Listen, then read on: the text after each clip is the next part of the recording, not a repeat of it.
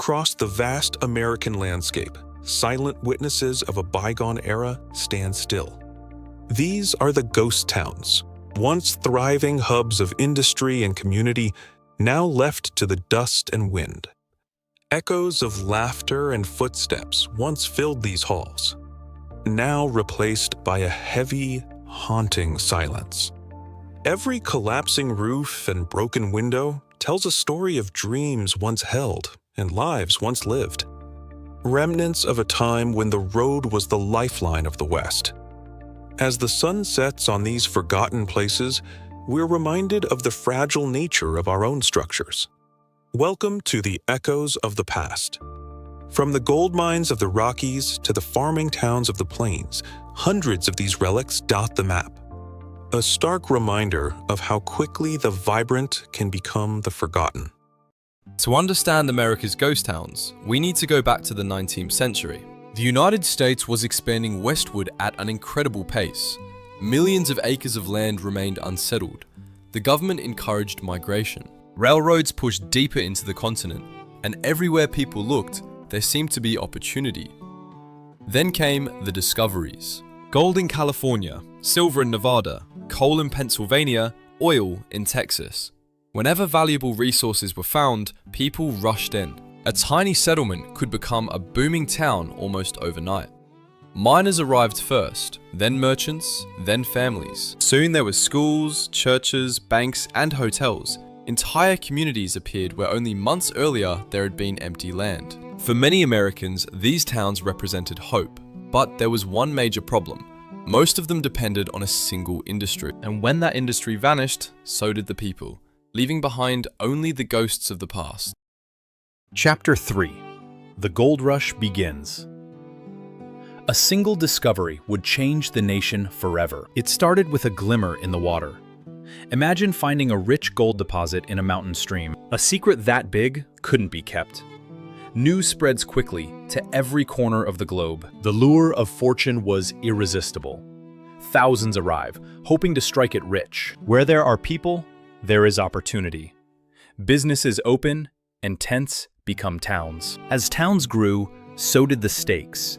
Property values explode for what was once worthless dirt. The economy transformed. Money flows everywhere, building entire cities. It was a movement that shaped history. This happened repeatedly across America. Chapter 4. Bodie, the town that had it all. One famous example was Bodie, California. In the late 1800 seconds, Bodie became one of the most successful mining towns in the American West. What had once been a small and remote settlement suddenly attracted thousands of people from across the country. Miners arrived searching for gold. Merchants arrived hoping to sell goods and services. Investors poured money into new businesses.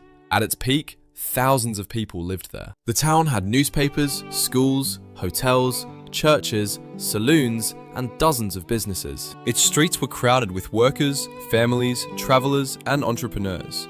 New buildings seemed to appear every month. For many residents, Bodie represented the perfect example of the American dream. If you were willing to work hard and take risks, success seemed possible. The town appeared unstoppable, but appearances can be deceiving. Beneath all the prosperity was a dangerous reality. The entire economy depended on mining. Almost every job, business, and investment relied on the success of the local mines. As long as gold continued to flow, Bodie continued to grow. But mines don't last forever. Chapter 5. The Fall of Bodie. And mines don't last forever. Eventually, the gold began to run out. Profits declined. Workers left.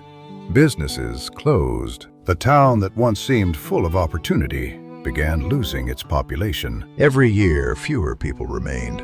Shops shut their doors. Hotels lost customers. Families moved away in search of new opportunities. Within a few decades, most of the population had disappeared. Today, Bodie remains one of America's most famous ghost towns. Its empty buildings still stand as a reminder of how quickly fortunes can change, and Bodie was far from unique.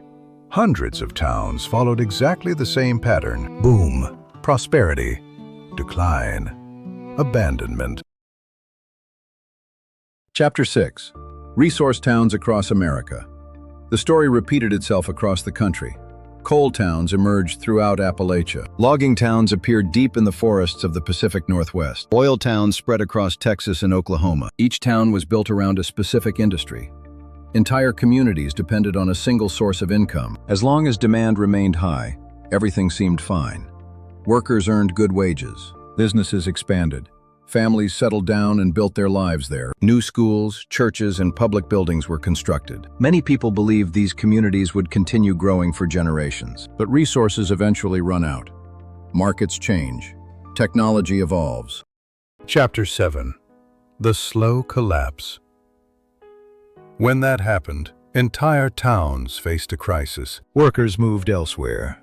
Young people left in search of opportunities. Schools lost students. Businesses lost customers. One closure led to another. A store closed, then another. Then a factory shut down. Eventually, there simply wasn't enough economic activity to sustain the town. The decline was often slow and difficult to notice at first. But year after year, the population continued shrinking. What had once been a thriving community slowly began to fade away. Welcome to Chapter 8, Abandoned Neighborhoods. A look at the spaces left behind. In many cases, abandonment happened gradually. A few families moved away, then a few more. Then entire neighborhoods became empty. Houses were left behind. Storefronts stood vacant. Parks and public spaces grew quiet. The process could take years or decades, but the result was often the same. A once thriving community became a shadow of its former self. The buildings remained, the streets remained, but the people were gone.